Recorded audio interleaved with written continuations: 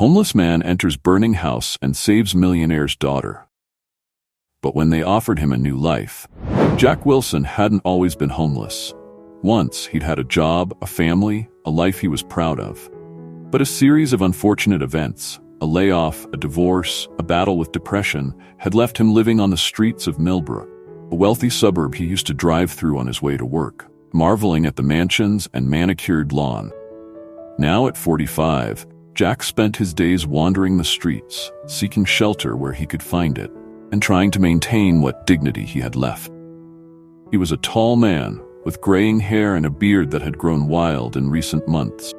His clothes were worn and dirty, but he did his best to stay clean, using public restrooms when he could. On this particular evening, Jack was huddled in an alley behind a row of opulent houses, trying to find some respite from the chilly autumn wind. He had just settled down for the night when he heard a commotion from the street. Curious, he peered around the corner of the alley. What he saw made his blood run cold. One of the mansions was on fire, flames licking up the sides of the house and thick black smoke billowing from the windows. People were gathering on the street, pointing and shouting. In the distance, Jack could hear the wail of approaching sirens. As he watched, frozen in place, he heard a woman's anguished cry cut through the chaos. "My daughter. She's still inside." Jack's heart began to race.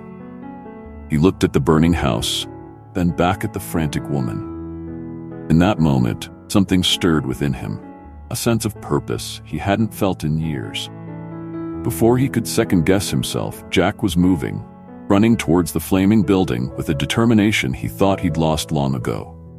The fire had started in the kitchen of the Henderson mansion, faulty electrical outlets sparking and igniting the nearby curtains. Within minutes, the flames had spread, engulfing the room and racing through the house with terrifying speed.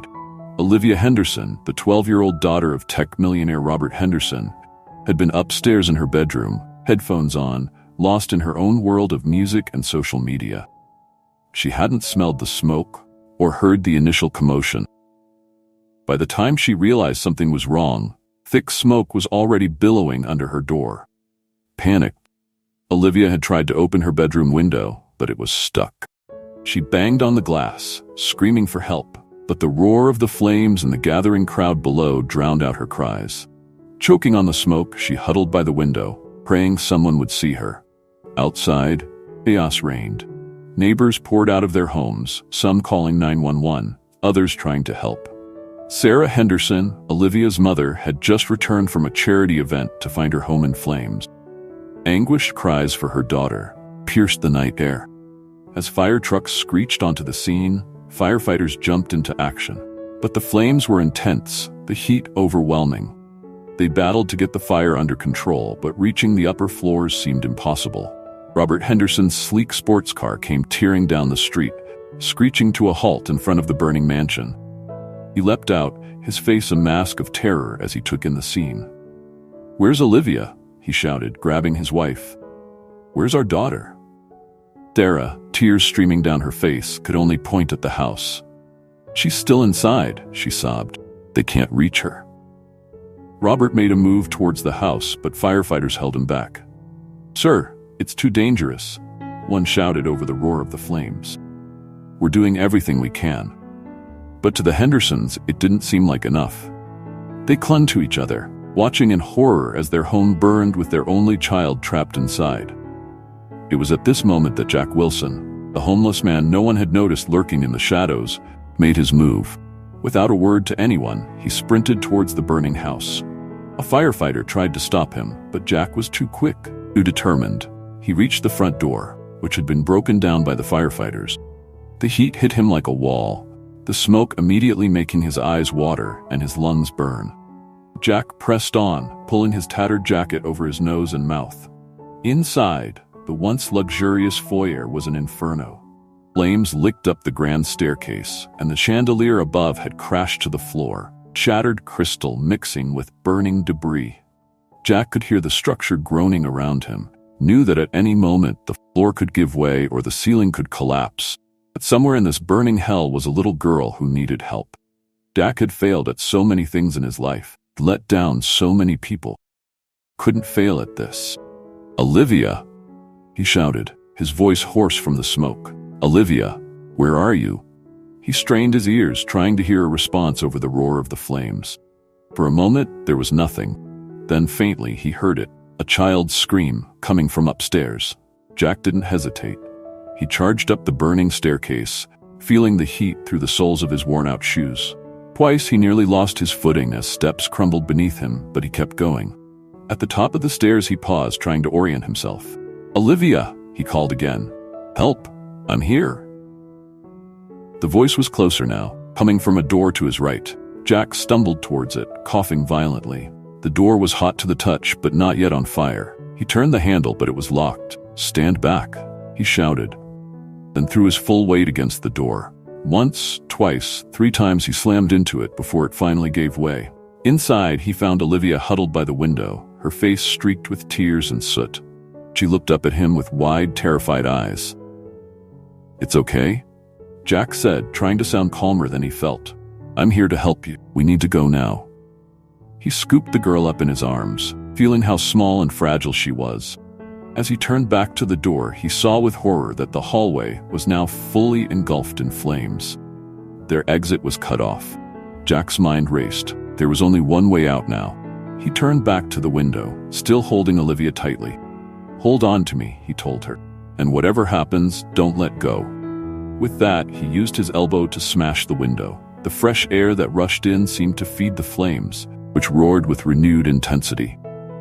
Jack knew they had only seconds. Taking a deep breath, he climbed onto the windowsill. Olivia clung to him, her face buried in his shoulder. Jack looked down at the ground 2 stories below, said a quick prayer, and jumped. As Jack plummeted towards the ground, time seemed to slow. He twisted in the air, trying to position himself to take the brunt of the impact. His only thought was protecting the child in his arms. They hit the ground hard, Jack's shoulder and hip taking most of the force. Pain exploded through his body. He managed to keep hold of Olivia, cradling her against his chest. For a moment, they lay there on the manicured lawn, both stunned by the fall and the sudden quiet after the roar of the fire. Then reality came rushing back. Jack could hear shouts, running footsteps. He looked down at Olivia, who was staring up at him with wide, shocked eyes. "Are you okay?" he asked urgently, his voice raspy from the smoke. Olivia nodded, then burst into tears, burying her face in Jack's dirty jacket. He patted her back awkwardly, relief washing over him. They had made it. Against all odds, they had survived. As people began to surround them, Jack's instincts kicked in. He had spent so long avoiding attention, trying to blend into the background. Now, with all eyes on him, he felt exposed, vulnerable. He gently disentangled himself from Olivia, making sure she was steady on her feet. "Olivia!" Sarah Henderson's voice cut through the chaos. Jack saw the girl's mother running towards them, arms outstretched. In the commotion of the reunion, Jack began to back away. He could see the fire trucks, the flashing lights, the gathering crowd of onlookers. Soon there would be questions, cameras, tension he wasn't prepared for. He had done what needed to be done, but now it was time to disappear. As Olivia was enveloped in her parents' embrace, Jack turned and began to walk away. His body ached from the fall, his lungs burned from the smoke, but he pushed through the pain. He had almost reached the edge of the property when he heard a shout behind him. "Wait, please wait." It was Robert Henderson's voice. Jack hesitated for a moment, torn between his desire to help and his instinct to run. But the decision was made for him as his legs, weakened by the ordeal, finally gave out. He sank to his knees on the perfectly trimmed grass, his vision blurring. The last thing Jack saw before he lost consciousness was Robert Henderson's face looming over him, a mix of gratitude and concern in his eyes. Then darkness claimed him, and Jack Wilson, the homeless hero, knew no more. Jack's world faded back into focus slowly. First thing he became aware of was the softness beneath him, stark contrast to the hard ground he was used to sleeping on. Then came the smells, antiseptic, clean linen, a faint whiff of flowers. Finally, he opened his eyes to find himself in a hospital room, sunlight streaming through the windows. For a moment, Jack was disoriented. How had he gotten here? Then the memories came flooding back. Fire, the rescue, the fall. He tried to sit up but winced as pain shot through his body. "Easy there," a gentle voice said. Jack turned to see a nurse adjusting his IV. You've been through quite an ordeal." Before Jack could respond, the door opened and Robert Henderson walked in. The millionaire looked tired, his expensive suit rumpled, but his face lit up when he saw Jack was awake. "You're awake? Thank God," Robert said, moving to Jack's bedside. "How are you feeling?" Jack cleared his throat, finding it dry and scratchy. "I've been better," he managed to croak out. "The girl, Olivia, is she okay?" Robert's eyes filled with tears. "She's fine, thanks to you. A bit shaken up, some minor smoke inhalation, but she'll be all right. You saved her life." Jack nodded, relieved. He wasn't used to this kind of attention and found himself at a loss for words. "I just did what anyone would do," he mumbled. Robert shook his head vehemently. "No, what you did was extraordinary. You risked your life for a stranger. I can never repay you for what you've done, but I'd like to try." Jack shifted uncomfortably. This was exactly what he'd been afraid of. The attention, the gratitude he felt he didn't deserve. "That's not necessary," he said. "I'm just glad I could help." Robert was insistent. "Please, let me do something for you. Anything you need, a place to stay, a job, anything at all." Jack was about to refuse again when the door burst open and a whirlwind of energy entered the room. It was Olivia, followed closely by her mother. The girl's face lit up when she saw Jack. "You're awake," she exclaimed, rushing to his bedside. "I was so worried about you. You're my hero, you know that?" Jack felt a lump form in his throat at the girl's word. It had been so long since anyone had looked at him with anything other than pity or disgust. To be called a hero, it was overwhelming. Olivia continued, oblivious to Jack's emotional turmoil. "Dad says you might come stay with us for a while. Is that true? It would be so cool. I could show you my tree house. Well, I guess it burned down, but we could build a new one." Jack looked from Olivia's excited face to Robert and Sarah's hopeful ones. He thought about refusing, about slipping away as he'd planned, but something stopped him. Maybe it was Olivia's infectious enthusiasm, or the genuine gratitude in her parents' eyes. Or maybe it was the small voice inside him, the one he'd been ignoring for years, that whispered that maybe, just maybe, he deserved a second chance. I'd like that," Jack found himself saying. "You're sure it's not too much trouble?"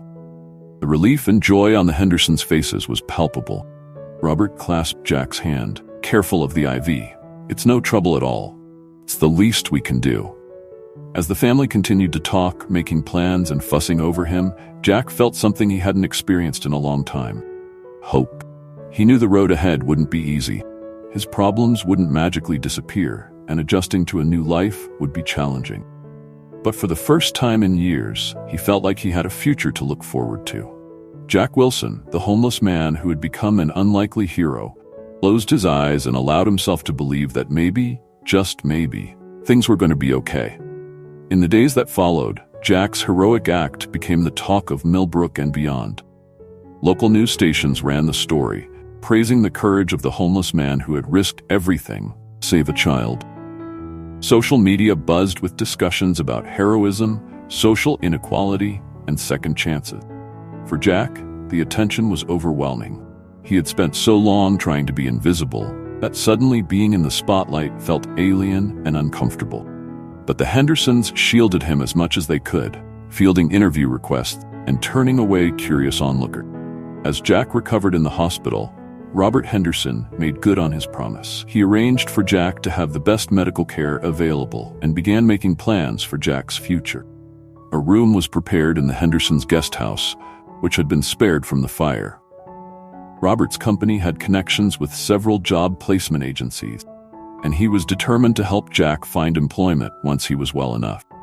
Olivia visited Jack every day, regaling him with stories about her life and peppering him with questions about his. Her innocence and acceptance touched Jack deeply. She didn't see him as a homeless man or a charity case. To her, he was simply her hero, a new friend.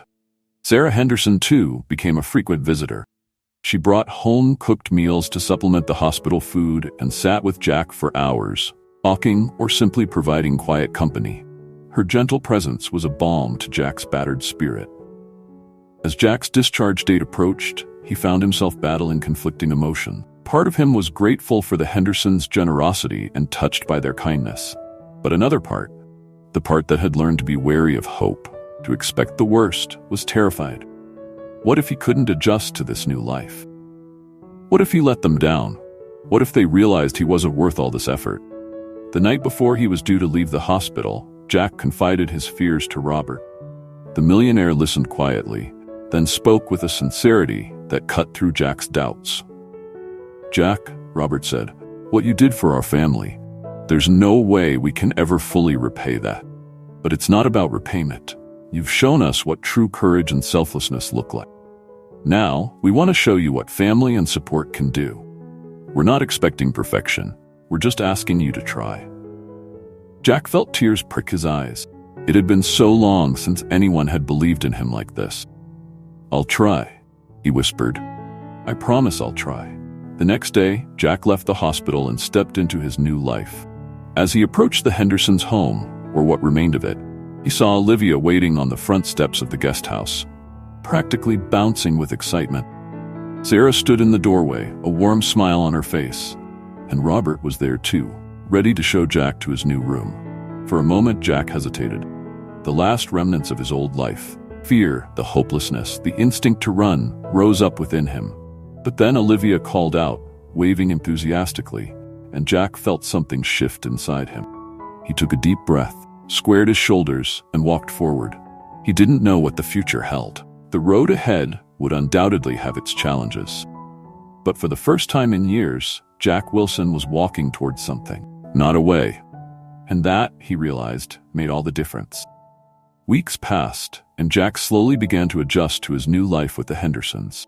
He moved into the guest house, marveling at the luxury of having a bed, a shower, and a roof over his head. Robert helped him get new clothes and essential items, while Sarah made sure he was eating well and taking care of his health. Olivia became a constant presence in Jack's life, visiting him daily after school. She would share stories about her day, ask Jack about his life, and often convince him to help her with her homework. Her innocent acceptance and unwavering friendship became a bright spot in Jack's days. However, as the initial shock and gratitude began to wear off, Jack found himself struggling with his new reality. The comfort and kindness of the Hendersons were a stark contrast to the life he had known for so long. He felt out of place in their world of wealth and privilege, despite their efforts to make him feel welcome. Nightmares plagued his sleep, visions of the fire, of falling, of being back on the streets. During the day, he battled with feelings of unworthiness and fear of disappointing the family that had taken him in. The weight of their expectations, real or imagined, began to feel suffocating.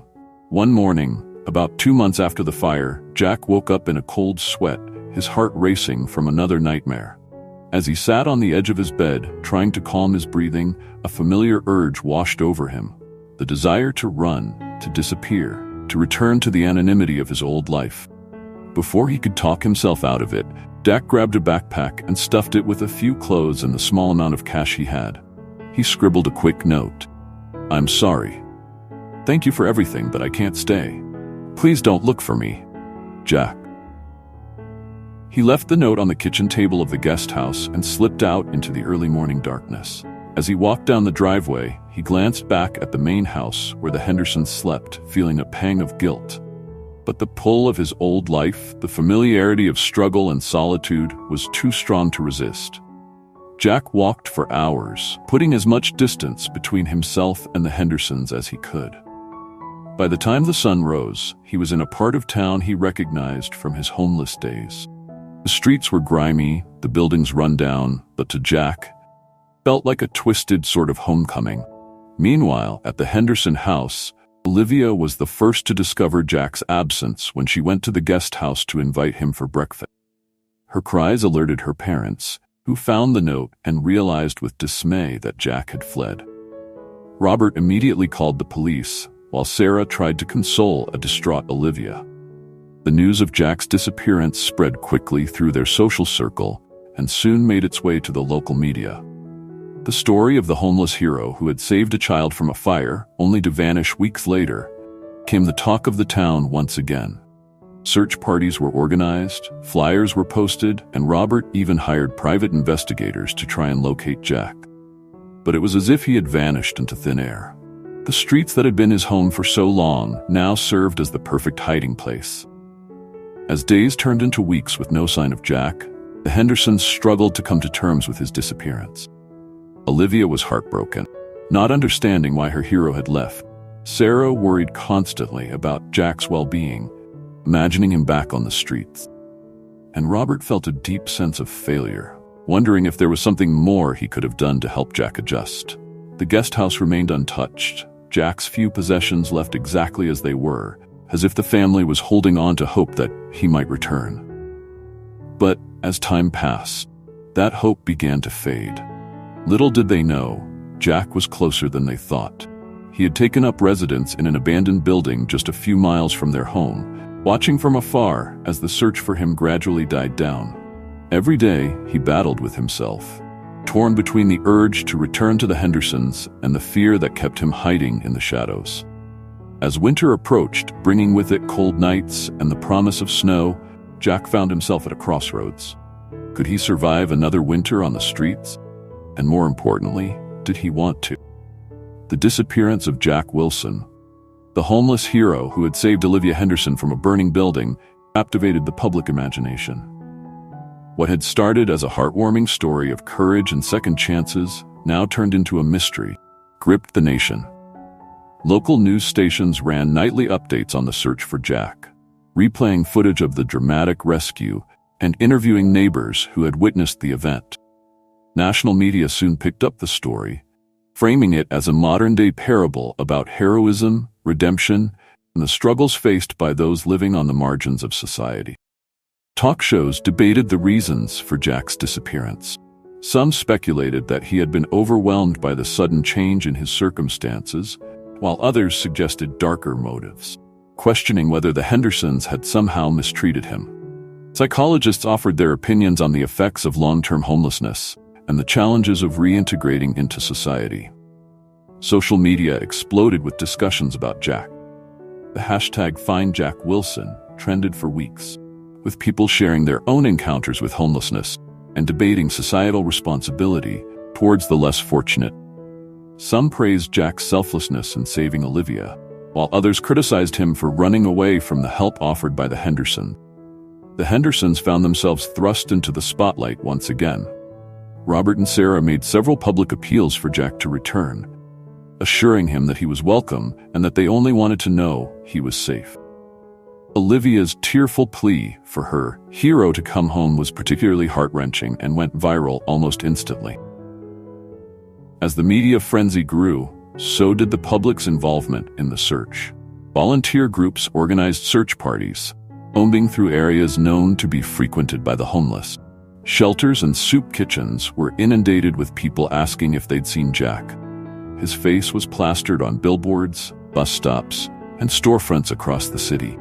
The story also sparked broader discussions about homelessness and mental health. Advocacy groups used the publicity to highlight the challenges faced by those living on the streets and to call for better support system. Donations to homeless charities spiked, and there was renewed interest in volunteer programs, shelters, and outreach centers. However, as weeks turned into months with no sign of Jack, public interest began to wane. The nightly news updates became weekly, then monthly.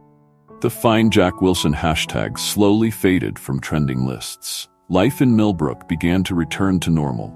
But for those closest to the story, impact of Jack's disappearance lingered. The Hendersons continued their private search, unable to let go of the man who had saved their daughter and briefly become part of their family. Olivia kept a photo of Jack by her bedside, saying a prayer for him each night before she went to sleep. In the homeless community, Jack's story had become something of a legend. Some claimed to have seen him, spinning tales of his whereabouts and reasons for disappearing. To many living on the streets, Jack represented both a hero and a cautionary tale, a reminder of the opportunities that could arise, but also of the deep-seated challenges that made accepting help so difficult. As the one-year anniversary of the fire approached, there was a resurgence of interest in Jack's story. News stations ran retrospective, updating viewers on the Hendersons' lives and the ongoing search for Jack. Documentaries explored the broader issues highlighted by Jack's story, from the heroism of ordinary people to the complex problems surrounding homelessness. Through it all, Jack remained hidden, a shadow on the edges of society. He saw his face on posters, overheard conversations about his disappearance, watched from afar as the world tried to make sense of his story. The media frenzy and public interest served as a constant reminder of the life he had left behind and the people who were still searching for him. As winter settled over the city, bringing with it harsh conditions for those living on the streets, Jack found himself questioning his decision to run. The public's continued interest in his story was a testament to the impact he had made, not just in saving Olivia, but in highlighting the humanity of those often overlooked by society. In the quiet moments of the long, cold nights, Jack wrestled with his choices. The media's portrayal of him as a hero felt at odds with his own self-perception. He had acted on instinct that night of the fire, doing what he felt was right. Was that heroism? And if it was, could a hero spend his life hiding in the shadows? As he huddled in his makeshift shelter, Jack realized that the true challenge he faced wasn't surviving on the streets. It was confronting the fear and self-doubt that had driven him to run in the first place. The media frenzy had turned him into a symbol. But somewhere beneath the headlines and hashtags was the real Jack Wilson, a man who had saved a life and, in doing so, been offered a chance to save his own. With this realization came a glimmer of something Jack hadn't felt in a long time. The courage to face his fears and the hope that it wasn't too late to change his story. As the city slept, blanketed in snow and illuminated by the glow of streetlights, Jack made a decision. It was time to stop running. Time to face the world that had been searching for him. Time to find out if the hero everyone believed him to be existed within himself. Robert Henderson was a man accustomed to success. He had built his tech empire from the ground up, overcoming countless obstacles along the way. The search for Jack Wilson proved to be a challenge unlike any he had faced before. In the months following Jack's disappearance, Robert threw himself into the search with the same determination and resources he applied to his business venture. He hired the best private investigators money could buy, offering a substantial reward for any information leading to Jack's whereabouts. Robert's days became a blur of meetings with investigators, interviews with potential witnesses, and hours poring over maps and reports. He set up a dedicated hotline for tips about Jack, personally following up on each one, no matter how unlikely it seemed. The search took its toll on Robert. Dark circles appeared under his eyes, and he lost weight as he skipped meals in favor of chasing down leads. His business associates worried about his obsession, gently suggesting that perhaps it was time to let go. But Robert wouldn't give up. For Robert, finding Jack had become more than just repaying a debt. It had become a mission to right a perceived wrong. He couldn't shake the feeling that he had failed Jack somehow, that if he had done more to help him adjust, Jack wouldn't have felt the need to run. Sarah watched her husband's quest with a mixture of admiration and concern. She supported his efforts, often joining him on his searches or helping to sort through tips, but she also worried about the toll it was taking on him and their family. Olivia, too, was affected by her father's mission. She would often sit with Robert in his study, helping him go through reports or coming up with ideas for where Jack might be. Her unwavering belief that they would find Jack someday was both heartening and heartbreaking for Robert. As months turned into a year, Robert's search methods evolved. He started focusing more on community outreach programs, reasoning that even if he couldn't find Jack directly, he might be able to help others in similar situations. He funded new shelters and job training programs for the homeless, hoping that these efforts might indirectly lead him to Jack. Robert's quest also changed him in unexpected ways. Through his extensive interactions with the homeless community, he gained a new perspective on the challenges faced by those living on the streets.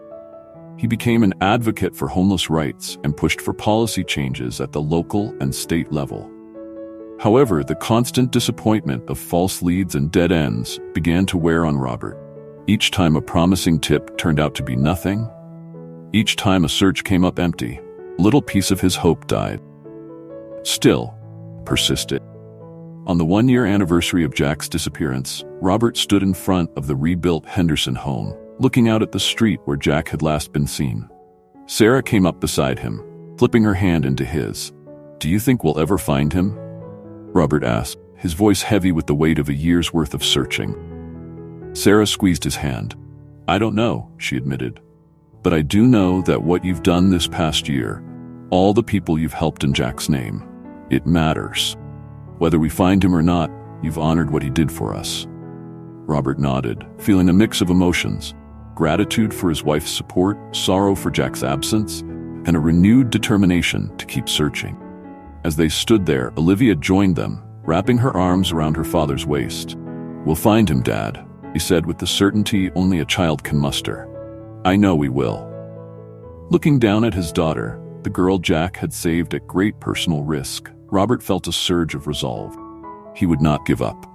He would keep searching, keep hoping, keep working to make the world a little better for those like Jack. As the sun set on another day of searching, Robert made a silent promise to Jack, his family, to himself. He would continue his quest not just to find one man, but to make a difference in the lives of many.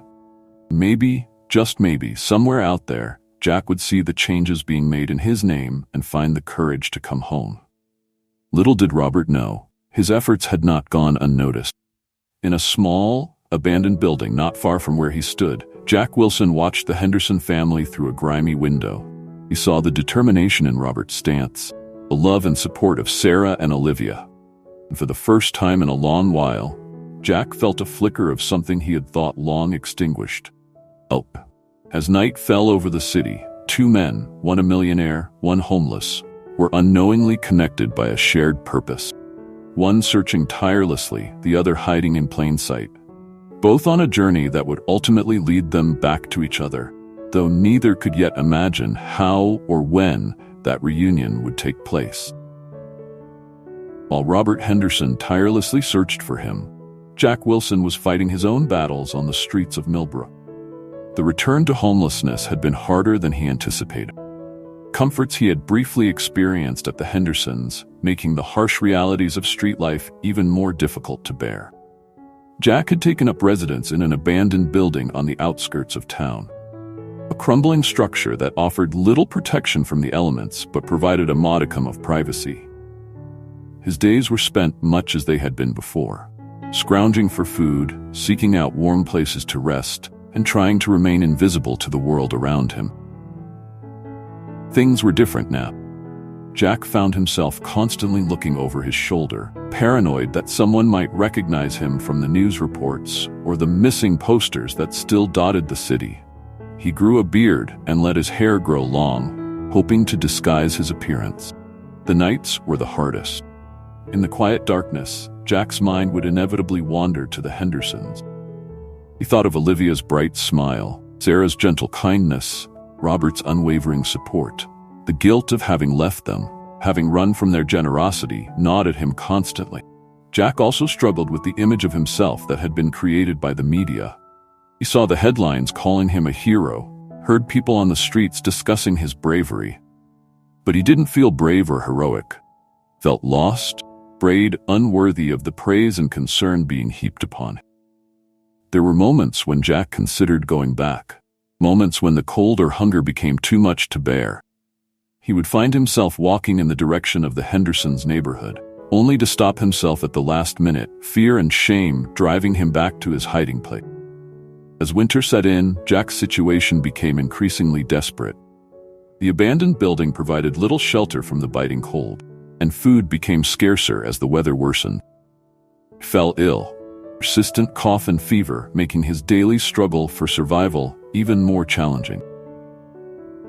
During this time, Jack often found himself at the soup kitchen run by a local church.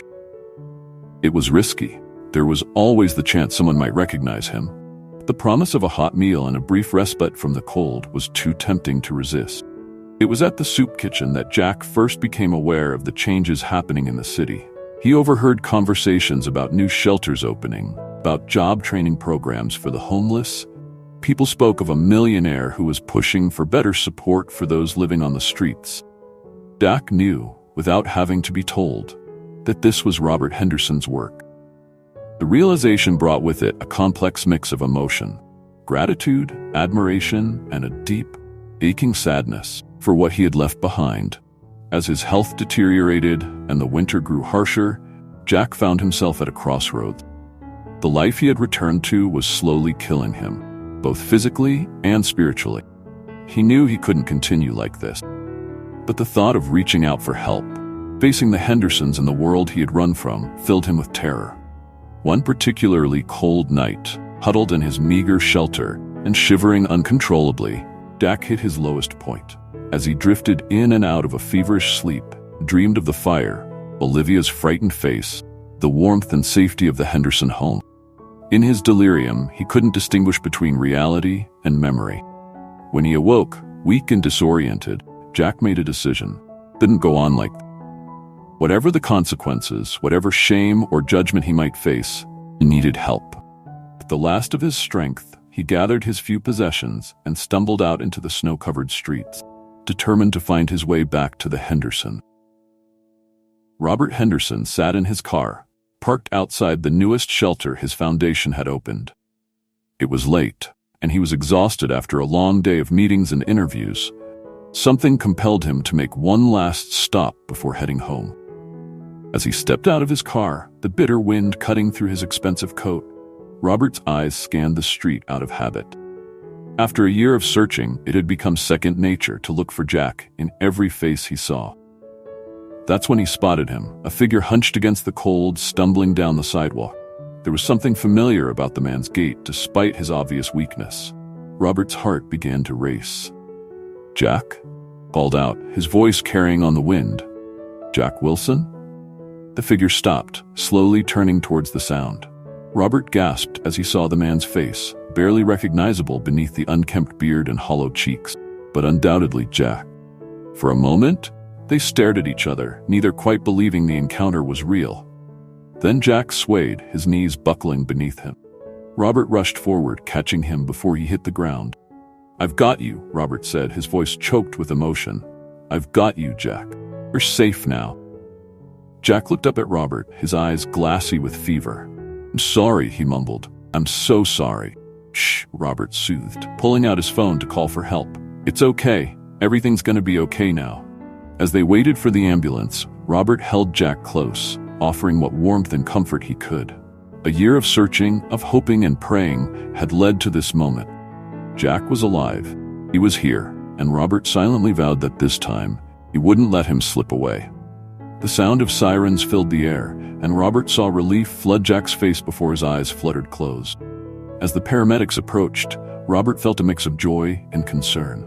They had found Jack, but the real challenge, helping him heal and rebuild his life, was just beginning. The next few days were a whirlwind of activity. Jack was admitted to the hospital suffering from pneumonia, malnutrition, and exposure. The Hendersons practically lived in the waiting room, taking turns sitting with Jack as he drifted in and out of consciousness. As Jack's condition stabilized and he became more lucid, time came for difficult conversations. Robert and Sarah sat by his bedside, a mix of relief and apprehension on their faces. "Why did you leave, Jack?" Sarah asked gently, her hand resting on his arm. "We were so worried about you." Jack closed his eyes, gathering his strength and courage. When he spoke, his voice was raspy but determined. "I was scared," he admitted. "Scared of failing you, of not being able to live up to your expectation. I'd been on my own for so long, I didn't know how to be part of a family anymore." Robert leaned forward, his face etched with concern. "Jack, we never meant to pressure you. We just wanted to help. I know that now," Jack said. "But at the time, it was all too much. The attention, changes, feeling that I owed you something I could never repay. It was easier to run than to face it all." As Jack spoke, the Hendersons began to understand the depth of his struggle. It wasn't just about adjusting to a new living situation. It was about relearning how to trust, how to accept help, how to believe in himself.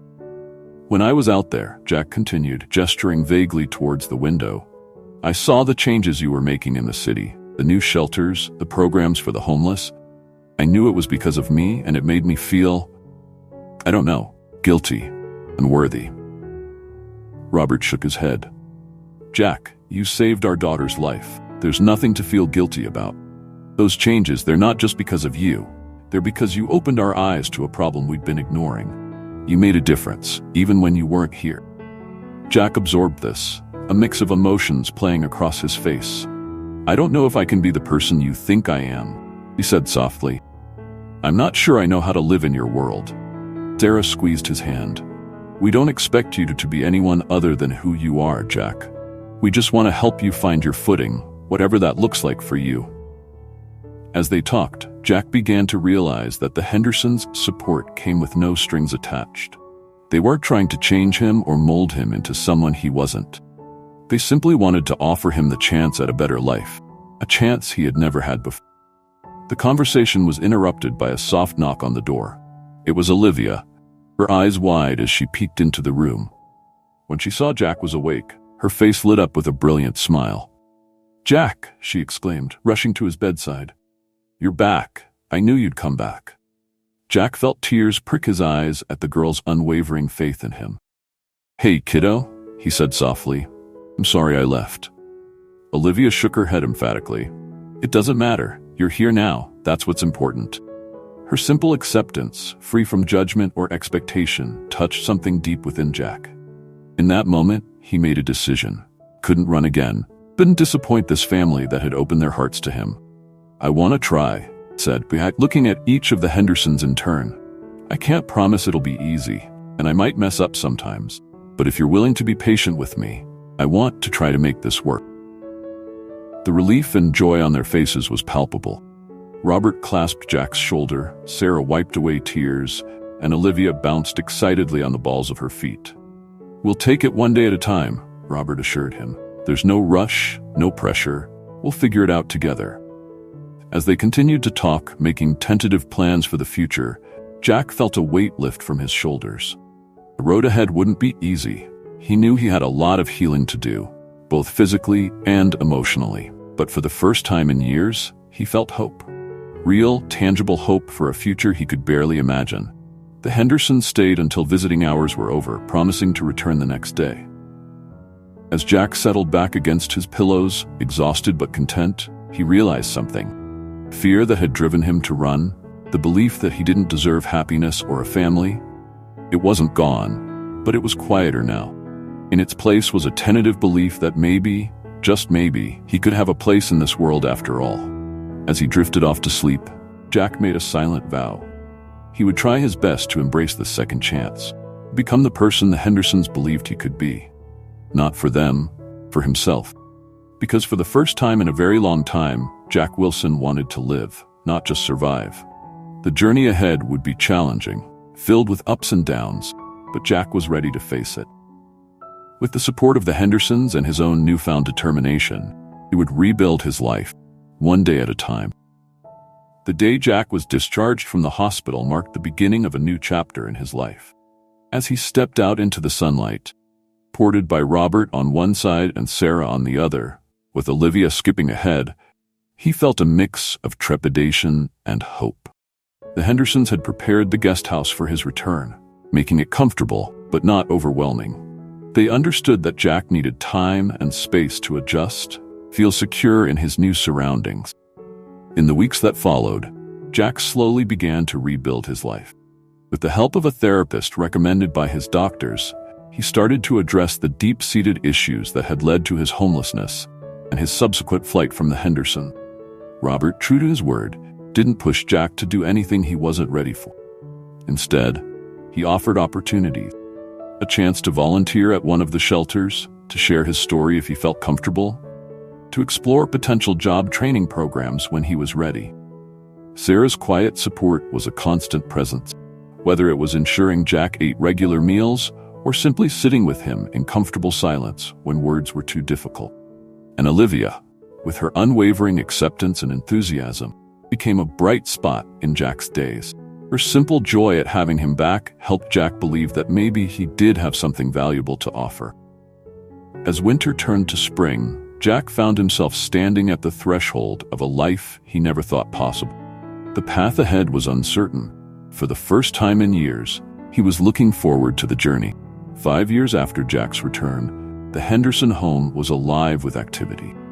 It was Olivia's high school graduation day, and family and friends had gathered to celebrate. Jack stood in the backyard, manning the grill and chatting easily with guests. He looked healthy and happy. Far cry from the broken man who had stumbled back into the Hendersons' lives half a decade ago. For the first time in years, felt hope. Real, tangible hope for a future he could barely imagine.